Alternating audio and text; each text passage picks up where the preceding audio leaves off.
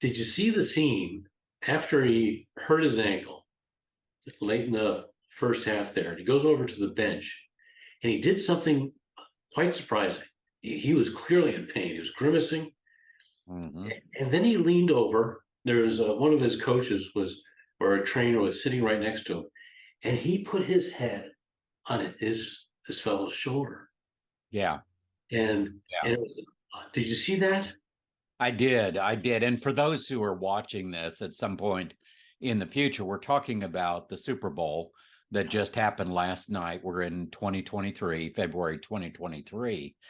And we're talking about Patrick Mahomes and how he had been working through this high ankle sprain. And and of course, now please don't think bad of me if you're not a Kansas City Chiefs fan, but being a Kansas City Chiefs fan, because I lived in Kansas City for 30 years, it struck me how his ability to navigate his pain, to navigate the emotions that come with that uncertainty and that fear of him not being able to finish the game. I mean, that there is a physical pain there, but there is a mental pain and there is an emotional pain.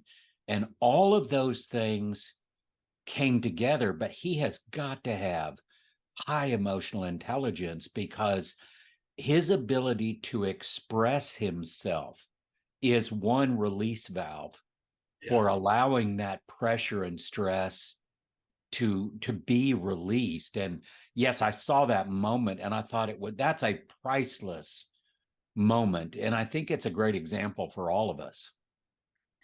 I do too. It's a really good example. Him putting his forehead in sort of out of resignation, out of vulnerability on the shoulder of the trainer sitting next to him was a moment of both honesty and a real physical show of some of the emotions and thoughts that he was having. There seemed everything from, I can't believe this is happening, to I'm in so much pain, to I hope this isn't the end of my being able to play this game. There are some perhaps, and it's dangerous, a little dangerous for us to project too much into it. But anytime I've seen someone put their head on somebody else's shoulder, there's some degree of two things. One, maybe a little bit of resignation. Also the need to connect. Need to connect. Yeah. Rick, you're kind of uniquely qualified to talk about this pain thing. When we watched that last night and tried to get a sense of what was going on in his mind, well, you've lived that. What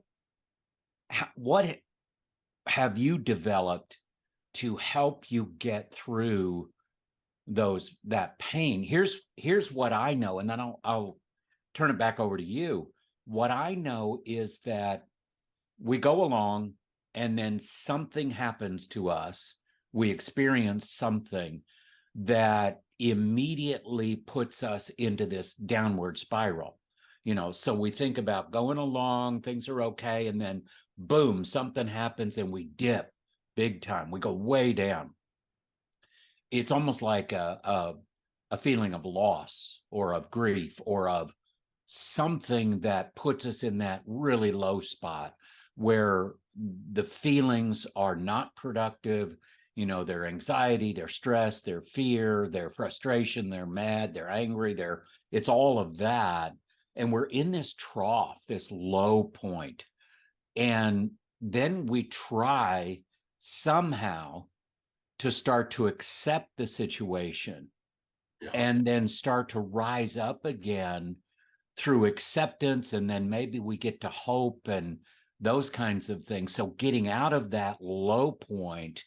And I think what I saw last night in Patrick Mahomes in when he was hurt at that last play and everything he was going through, I think the period of time that he stays at the low point, he's figured a way to reduce that period of time.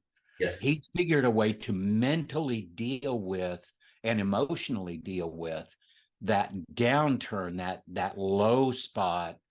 and get back into an upward trend as quickly as possible. Would you agree with that? Totally, totally. Well, how do you do that? Yeah. A couple of thoughts. First of all, I think it's helpful to describe, even give a bit of a name, not a label, but a name to what that low is.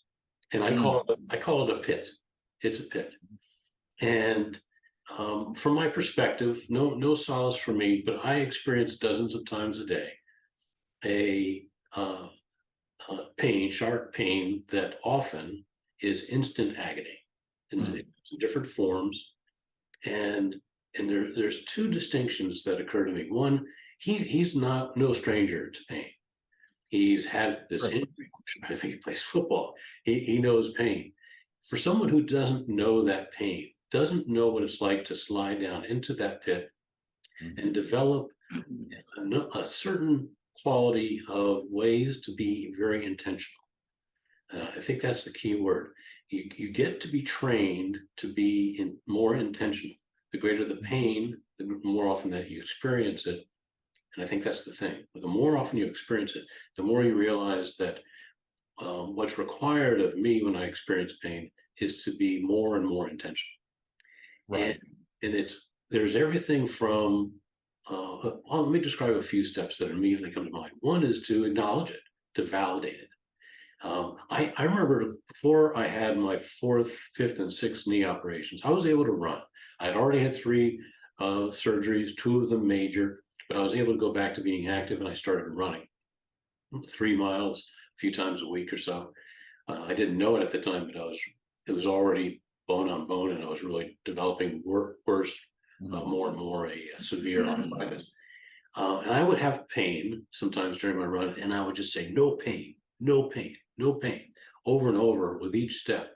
And the pain would go away. It's almost as if my brain was conquering it.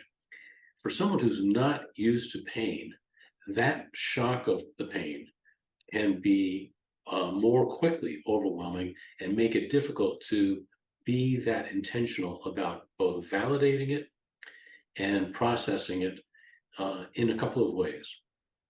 First of all, for someone, I think Mahomes was demonstrating, and what I've experienced is that intentionality, which does a few things. One, it doesn't fear the pain. I don't fear pain. I fear what the effect. I'm going to say the effect it has on the way I process it, the way I might navigate it where it becomes overwhelming and I go into the pit. So, what to do when you're seeing yourself go down that slippery slope? That's where my list of over 24 different things come into play, and there are consistently 2, maybe 3 facets to each one of those 20 plus ways to create this shift, both mentally, emotionally, and there's almost in all of them, there's some form of a physical component to it. So I am processing my thoughts. I'm prepared for it because I have to do this many times a day. And it's in that state of preparedness, that mindset, that attitude, all right, I've done this before. And the more that I actually do it, the better I get at it. Sometimes I must admit, sometimes I find myself saying, I'm pretty good at dealing with pain. I'm pretty good at dealing with, I do depression quite well. And both of them suck. Pardon the but no, we understand the program. But after having 7 knee surgeries and all that comes with it, and 40 plus years of pain management, I know myself well enough, and that's part of being prepared, is to really know thyself, and then to initiate everything from that decision to create this shift of thought, shift of emotion, and shift physically. And it really is found in a phrase called behavioral activation. Okay. It's something that counselors, psychologists use, social workers, psychologists, counselors, pain management. It is behavior a change in your behavior that creates this activation of that new thought, of a new state of physical being. Sometimes it has something to do with simply as your breath, to become more aware of your entire physical state. Yeah. And that creates those shifts, whether it is taking a moment to do some exercise, to move. Sometimes I'll have shots of pain, and if I see myself going down into the pit, lift some weights with my arms, and that changes the way I'm breathing. That's changing the way I'm thinking. That changes my focus, and that actually helps my ability to navigate the pain.